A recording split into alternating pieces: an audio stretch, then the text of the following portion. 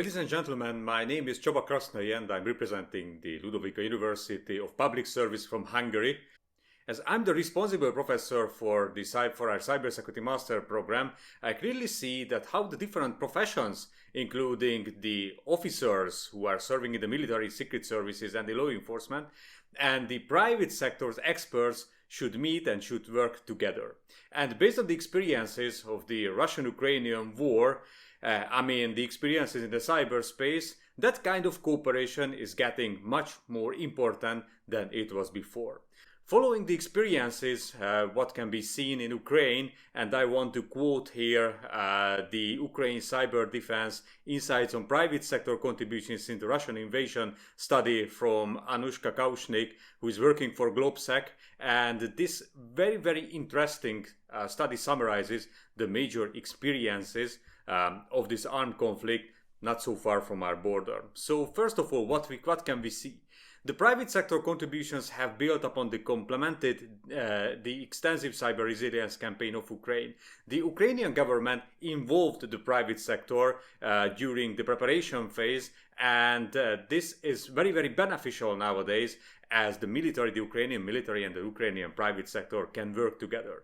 The second quote here, as a critical function of recruits and volunteers has been building trust between the Ukrainian government and private sector. Yes, the cyber defense forces should be built up from both volunteers and both those who are maybe not recruits, but as a professionals serving in the military. But I think that we had to highlight here the importance of volunteers who can build a bridge between the private and the public sector. Ukraine has leveraged the private sector to protect and build cyber defenses of privately owned critical infrastructure companies, which is one of the major importance here because our national experiences also highlights that the private sector is usually operating the critical infrastructures, and usually private security operations centers or managed security service providers are those who are providing security cyber defense for these critical infrastructures. So without the deep involvement of the private sector in such critical information infrastructure defense, those important infrastructures cannot be protected. The next one here, private sector involvement in Ukraine's cyber defense, the cooperation between CERTs, technology companies and security agencies suggest that ad hoc collective cyber defense efforts are already underway. And that was highlighted also by the director of GCHQ or by a lot of US officials who talked about the Ukrainian situation, that without the involvement of local and multinational private companies, a successful cyber defense cannot be achieved. Next one here, governments are no longer the only prominent stakeholders in intelligence services in the information sphere, given the private sector's unparalleled data and telemetry for understanding cyber attacks and the threat landscape, which is meaning cyber threat intelligence. And based on our experiences, more and more managed security operations centers are building very good quality cyber threat intelligence as well, and they are really willing to share that kind of information, but there are a lot of classification and financial gaps, of course, which doesn't let such security operations centers to share that high quality, localized and very personalized information with the relevant authorities. The private sector is emerging as a reliable source of information on understanding threats in cyberspace and are contributing to shaping the public perception of conflict in this domain, which means that also keeping in mind that not just the cyber threat intelligence, but the information operations are getting more on the private side, because a lot of private entities, both private companies and private personals are sharing their views, sometimes their authentic information with the public, which is shaping the perception on this conflict. Next one, the application of norms governing private sector's actions in cyber war, the need for limitations on the cyber attacker's ability to target private cyber defense firms, like the restrictions imposed on attacks on civilians in general and whether firms could be regarded as combatants, are issues that require further study. I think that, as we know, in Tallinn, the Tallinn Manual 3.0 is currently under review. I think that one of the major change in the Tallinn Manual will be that one, that how the private firms, how the private companies should be treated in an armed conflicts in the cyberspace. The impact on small companies that do not possess enough information on cyber threats and are not part of existing partnerships that would enable access to such intelligence is questionable, which means that we should also keep in mind that the supply chain in wartime can be very extended, as there might be a lot of smaller companies, small and medium enterprises who are providing goods and services for the military, but may not get as much relevant CTI as they needed to be prepared, or maybe they are even not aware with the fact that they might be attacked from the cyberspace. And the last one from this study is that establishing a mechanism to monitor technological aid extended to Ukraine is a crucial area where public-private collaboration is necessary. And we should not forget that the dual-use technologies in cyberspace, nowadays mostly supported and empowered by the artificial intelligence, is something that should be given as an aid for the combatants, for the military, because without the latest developments in cybersecurity, they either do not able to protect themselves, and they do not able to maintain successful offensive operations in the cyberspace.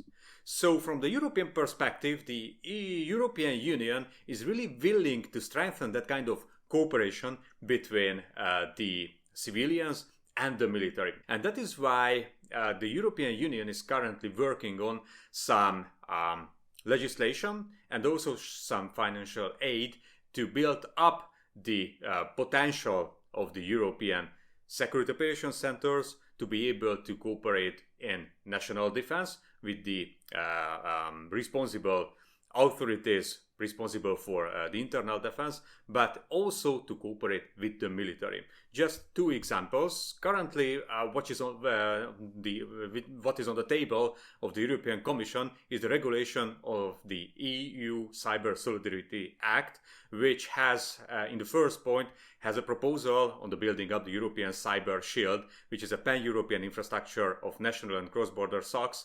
And by involving the security operations centers, the civilian security operations centers, into such cross-border and national cyber defense is quite unique. And the European Union is really willing to provide a huge amount of money for such private entities to increase their capabilities and to implement both the latest technologies and to be able to find the best experts on the field, who can then, working together with each other in different countries, can provide a high-quality cyber defense. But moreover, we could see under the Digital Euro program quite interesting proposal about the coordination between the cybersecurity civilian and defense spheres. A few million euros are provided for those consortiums which were able to get together the civilians and the military to talk and to be able to find new ways of cooperation under the cyber defense. So the European Union is really willing to invest into the military cyber defense of the European countries. Not to forget to mention that in cooperation with NATO, but which are the major challenges what we can see in such cooperations? First of all, information sharing on incidents is not only not working smoothly at European level, but also at national level, which is an obstacle to more effective national and European cyber defense. In that, we should first of all should keep in mind the question of the classification schemes. So although, for example, the military intelligence might have some information that might be relevant for a private company protecting, for example, critical infrastructures, under the current legislation, it is very, very painful to somehow share that kind of information. So the classifications should be rethink somehow in the cyberspace to help the more successful information sharing. The next is here the cyber defense of critical infrastructures is typically provided by civilian service providers that are not closely linked to military or civilian governmental cyber defense organizations, and therefore in specific situations such as war, practical cyber defense of these critical infrastructures is not sufficiently effective. In the European Union, the NIS2 directive, which is about the cyber defense of critical infrastructures, is the legislation which I think we are able to provide a solution for that. Next one, the majority of the best cybersecurity experts and the civilian companies that employ them have no connection to the military, which means that in a war situation, the protection of national cyberspace and potentially the effectiveness of active operations is not the most effective. So there is a very long tradition how private companies can be involved into the war. And I think that in the near future, we should also think on that, how the security operations centers, the many security service providers who have both the expertise and the technology, can also be involved to the operative defense. Next one, today's information technology revolution, for example, the emergence of artificial intelligence opens up a new perspective in cybersecurity, but the application of these technologies in national cyber defense, whether military or civilian, will only become feasible after a longer period of time in medium-sized countries which are more exposed to cyber attacks than other larger and richer powers, which means, first of all, we do not have the relevant expertise we need for that. We do not have such high quality innovation, research development and innovation as for the larger countries. And of course, there are a lot of financial issues as well, not to mention the public procurement, which doesn't let the governments, the military, to get the latest technology on such a high speed that it would be necessary. And last one, only a fraction of the potential of bilateral and regional cybersecurity cooperation is exploited, and national cyber capability development typically does not take into account the experience of other countries. Unfortunately, we are not really talking with each other, although inside the European Union and inside the NATO, such cooperation is working well, but a lot of trust issues, historical and political trust issues can be seen, but without the relevant sharing of information both on the tactical level, including CTI, and at the strategic level, on sharing the information gathered from the war, could be and needed to be beneficial to build up a right cooperation. So what can we do? The CIMIC, the civil military cooperation in cyberspace, is essential. A more effective cyber threat intelligence sharing should be built up and more trust should be built in. I think the European way, by financing that kind of cooperations and workshops, is the first and most crucial step. Second, the involvement of civilian security operations centers of critical infrastructures they protect in a wartime situation is also essential. So we should think on the SOCs and the MSSPs as critical private companies like the other traditional companies. Involving defense experts in military cyber operations in defense purposes in wartime is also essential. So those who are not recruited or not volunteers in the military, they should be engaged by the military. I know that this is very, very challenging, but there are some good examples, like in Estonia, that should be followed.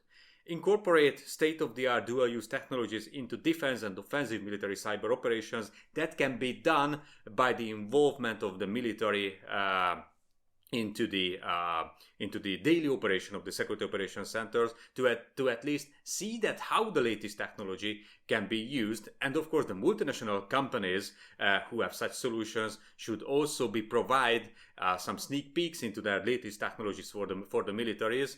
Hoping that might be in 2 or 3 years there might be some money for the procurement, but as we can see, when there is war, money doesn't really count, so at least the knowledge of the latest technologies should be transferred to the military.